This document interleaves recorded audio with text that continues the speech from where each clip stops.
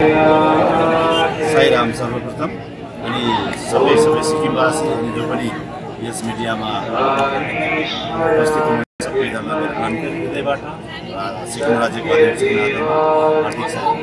अनि आज जुन दिन छ मातृश्वरमले ईश्वरको आमाको पुण्यतिथि साथसाथै आज दिन सेन्टिनरी सेलिब्रेसनको उपलक्ष्यमा स्वयं भगवानको सशरीर नभए तापनि उहाँको दिव्य रथमा हामीले स्वागत गर्यौँ। सिक्किम राज्यमा हामीले स्वागत गरायौँ भव्य हर्षोल्लासको साथ। उहाँको 100औं वर्षको जन्मजयन्तीको वर्षगाँठ यो उत्सव मनाइयो र यो के हो भन्दाखेरि यो दिव्य रथ आउनुको मतलब हरेक प्राणीमा वसुदैव कुटुम्बकम अनि हामी सबै प्राणी एकात्ममा रिलेटेड छौँ, सम्बन्धित छौँ। कुटुम्ब हौ हामी, वसुदैव कुटुम्बकम र सबैमा प्रेम छ, शान्ति होस्। कारण यो दिव्य रथको नामै छ प्रेम प्रवाहिनी, श्री सत्य साई प्रेम प्रवाहिनी।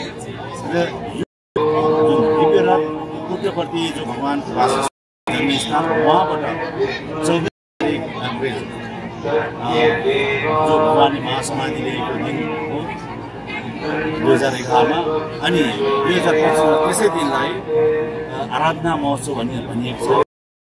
दिन यो उसलाई हामीले पुत्रप्रतिबाट उसलाई यो गरिएको छ।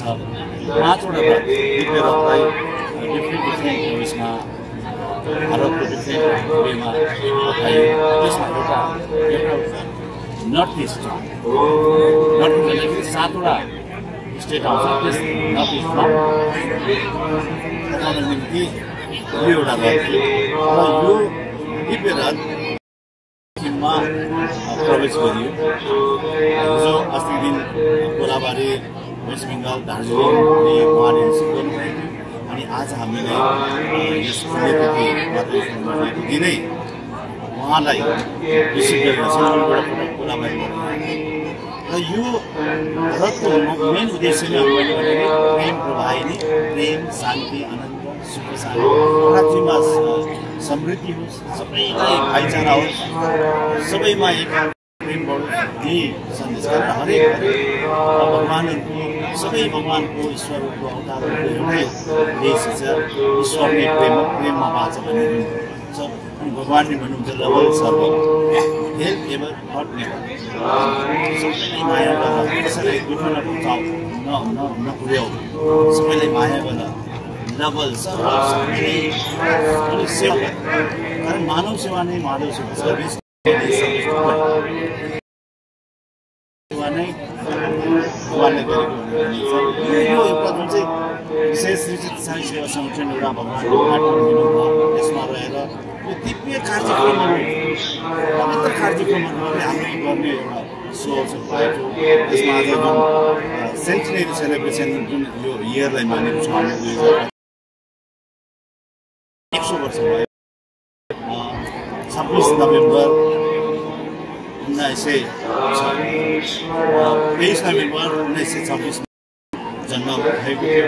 आज 100 वर्ष हुँदैछ र यस अवसरमा शतवार्षिक जन्मोत्सवमा धेरैभन्दा धेरै हाम्रो राज्यमा कार्यक्रमहरू, पवित्र कार्यक्रमहरू अनि गर्नु सुरु पनि भइसकेको छ।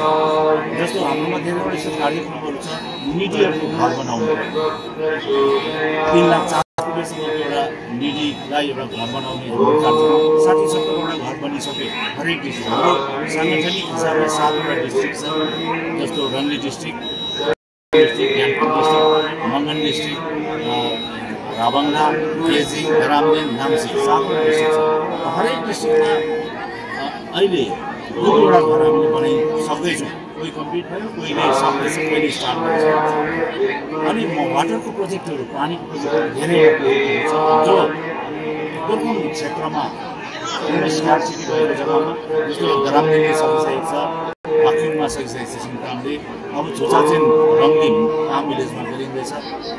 यस्तो कार्यक्रमहरूले हरेक जोइन्टका मेम्बर अथवा कुनै एउटा 3000 को एउटा प्याकेज खानेकुरा पूर्ण भरपूर हुन्छ। एभ्री मन्थ एभ्री समितिले गर्ने गरेको छ।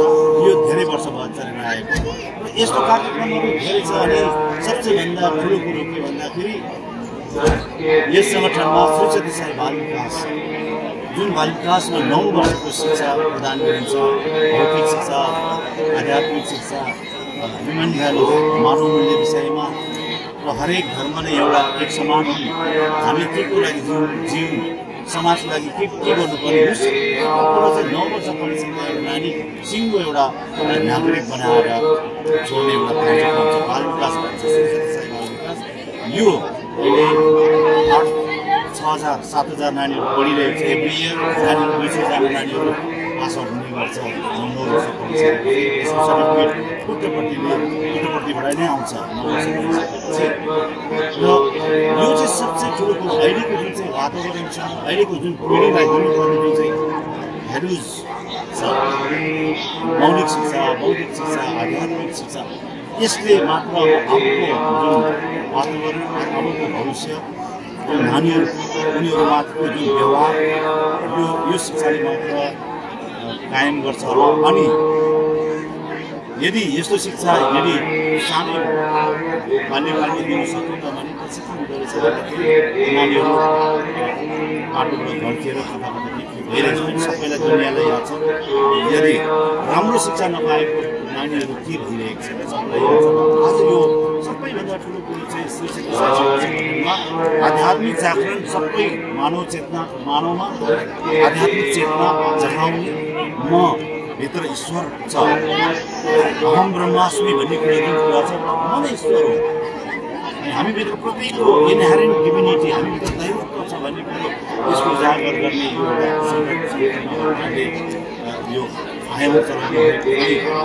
बाल विकासको नानीलाई सही शिक्षा दिएर सही नागरिक बनाएर भविष्य उसको उज्यालो बनाउने शिक्षा बाल विकासको चलिरहेको छ। यो सङ्गठनमा अझै योभन्दा धेरै कार्यक्रमहरू भइरहेको छ। अझै पनि यो 2025मा अझ हामी 2 गुणा 3 गुणा बेसी काम गर्ने हाम्रो प्रयास छ। जो कार्यहरू पवित्र र भव्य हुनेछ त्यस्तो प्रोजेक्टहरू हामी तयारी पारेको छौँ। र हाम्रो राज्यमा सबैमा सुख शान्ति होस्, आनन्द होस्, प्रेममय भाइचारा, आत्मीयता बढोस्।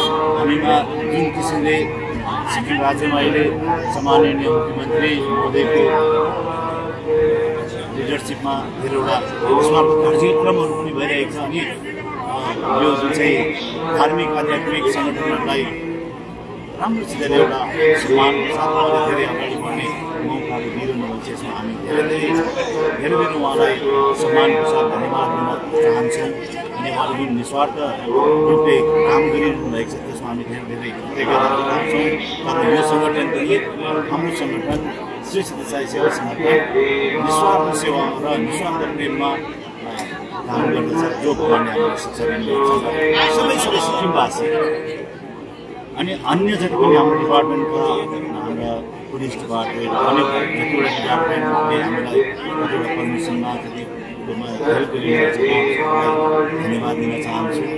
र अनि हाम्रो जति पनि सिक्किमवासी हामी सिक्किमको जनता जनार्दन छौँ सबैलाई फेरि पनि मेरो अध्यक्षको नाताबाट श्री साई सेवा सङ्गठनको नाताबाट आउँदो दिनहरू राम्रो शान्ति, समृद्धि, आरोग्य, शान्ति, प्रेममय आत्मीय सबैमा यही कामना गर्दै यस 100 वर्षको शुभ जन्मोत्सवको उपलक्ष्यमा सबैले फेरि पनि शुभकामना र बधाईहरू दिँदै यो 2 शब्द जय साई।